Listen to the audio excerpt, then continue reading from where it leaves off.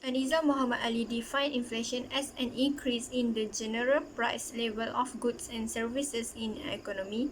Price increases are often associated with negative things because the purchasing power declines along with the increase in inflation. Only by increasing their price can provide profit to the business. In addition, uncontrolled inflation can also cause economic recession. Inflation can be classified as three types, which are demand pull inflation, cost push inflation, and imported inflation. Demand pull inflation theory of Keynes is an increase in aggregate demand. The goods supply decreased, the consumers were willing to pay more to obtain the goods. As a result, the prices of goods become higher due to the demand pull inflation. Another factor of inflation is cost push inflation, which causes a rise in production costs. A rise in production costs will decrease the profit of the company and cause the decrease in aggregate supply. Furthermore, the imported inflation occurs when the price of imported goods increase. The increase in imported goods will lead to increased prices of domestically produced goods. There are theoretical explanations of inflation with two perspectives, which are the monetarist model inflation and structuralist model inflation. According to monetarist popularized by Milton Friedman, money supply in the economy is a primary factor in determining inflation and deflation in the sector economy. The existence of rigidities or constraint and a lack of free hand in the economies of developing countries are perceived to be the sources of inflation in such economies by the structuralists. The lack of free hand involves excessive government intervention such as excessive exchange rate devaluation, minimum wage legislation, and other structural bottlenecks that result from the government intervention. Hi and good day. My name is AFRINA BINTI ISMAZI and my metric number is 286972. So, for my part, I will explain about the government policies that have been implemented to overcome the problem of inflation and maintain the economic situation in Malaysia. The first policy is the price control policy. The price control policy is an action by the government to set price at the maximum or minimum limit that can be imposed on the price essential goods that have been listed in the Consumer Price Index. The purpose of establishing the maximum price is to prevent vendors from charging excessive rates for basic items. Price control is divided into two parts. The first one is the maximum price policy. Low price levels can improve consumer welfare. The second one is minimum price policy. It set market price level higher than the market equilibrium price level. The purpose of this policy is to protect the welfare of producers. Next, subsidy is a benefit given to an individual, business, or institution that usually comes from the government. It can be direct or indirect. To make sure Malaysians are not burdened by the high cost of living, the government implemented subsidies in addition to enforcing price control laws. With the subsidy, the government can prevent inflation. After that, export is the process of goods commodities being sold from one country to another legally, especially for trade.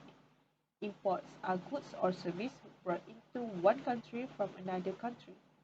Only necessary items should be imported, and the government should impose import quota or raise import fees to discourage the import of non-essential items. By acting on the government advice, we can ease the strain of rising product costs and keep inflation under control. Lastly, rationing policy is the government policy of limiting the purchase of consumer goods to certain goods. The purpose of this policy is to distribute essential items to consumers. Apart from that, it will also be able to avoid parties who take the opportunity to buy goods in large quantities, which will cause an increase in the price of goods. That's all from me, and we will move to the next part. Thank you. Now we will talk about the comparison of inflation between Malaysia and Brunei. But before that, what is inflation? Inflation is the rate at which the value of currency is falling, and consequently the general level of price for good and service rising. Brunei is a small country, but its economy is largely driven by crude oil and natural gas export, with the high GDP per capita and offshore investment.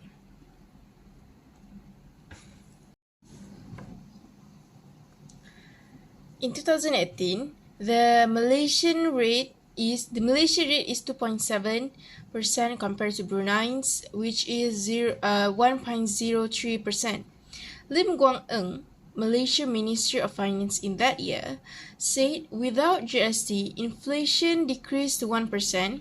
He also said that it is the lowest inflation in the period of 9 years. In the next year, 2019, Malaysia's inflation is 0.7% higher than Brunei, which is 0.39%. Malaysia's inflation decreased from year 2018, and this is the lowest rate. Malaysia's low inflation rate is due to elimination of GST and the imposition of an 2 ringgit and 8 per litre selling price of petrol. In 2022, the inflation of Malaysia and Brunei increased 1% and 1.94% respectively in 2022, with price control and subsidies to combat it. The Consumer Price Index (CPI) climbed 2.2% and imported ingredient increased due to inflation in Europe and US. In the next year, 2021, the inflation rate in Malaysia increased by 2.5% and Brunei's decreased to 1.73%. Malaysia inflation is expected to be rise 2.5% in 2022 due to rising food and gasoline price. The COVID pandemic has had a negative impact on the community, but the government effort to provide free vaccination have helped restore business and consumer confidence.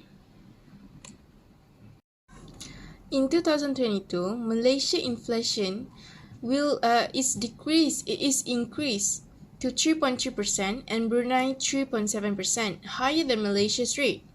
Rafizi Ramli, Minister of Economy, said it has reduced all major components of the Consumer Price Index (CPI) except for restaurant, hotel, housing, water, electricity, gas, and other fuels. A new quick win solution approach is being developed in collaboration with ministers and agencies, including regional economic corridors and GLCs. GLCs are expected to return with high impact investment ideas in food industry. Through an analysis made regarding inflation in a period of 4 years for countries of Brunei and Malaysia, the main factor causing inflation is the economy. The government needs to focus more on giving subsidies to the premium industry since it has the main source of human need, such as agriculture and animal husbandry. Since the mass of insufficient food, especially on festival days, has been known as the cause of inflation. It should be given focus. To overcome this problem, the government should encourage the people to invest in agriculture and livestock since subsidies have also been given. Therefore, when a food security is stable, Malaysia will be able to reduce import and food price will also be easy to control. Hello, my name is IZZAH binti OTHMAN. My entry number is 287931. In conclusion about the discussion about inflation is that although high inflation hurts an economy, deflation or falling prices are also not desirable. Which prices fall, consumers delay buying, and if possible, in the anticipation of the prices lower in the future. For the economy, this means less economic activities, less income for the producers, and low economic growth. Inflation undoubtedly needs to come to come down. But when the economy is not running at a capacity, meaning there is unused labor or resources, inflation theoretically helps increase production. More money means more spending, which means more aggregate demand. More demand in turn leads to increased production to supply the demand. So we compare two countries, which is Malaysia and Brunei. In 2018, the inflation in Malaysia was 2.7%, which and in Brunei, meanwhile, it's 1.03%. And in the coming years, to the latest one, which was 2022, Malaysia inflation increased to 3.3%, while Brunei also increased to 3.7%, which is higher than Malaysia, and that is usually not the case. Malaysia combated inflation throughout government policies, for example, price control policies, subsidies, export and import control, also rationing policies. Most people would say most ideal rate would be between 2% or to 3% for inflation rate, or even if it's a little over 3%, it's acceptable as long as the consumer is comfortable but relaxed enough for the economy to flourish. That's all for me. Thank you.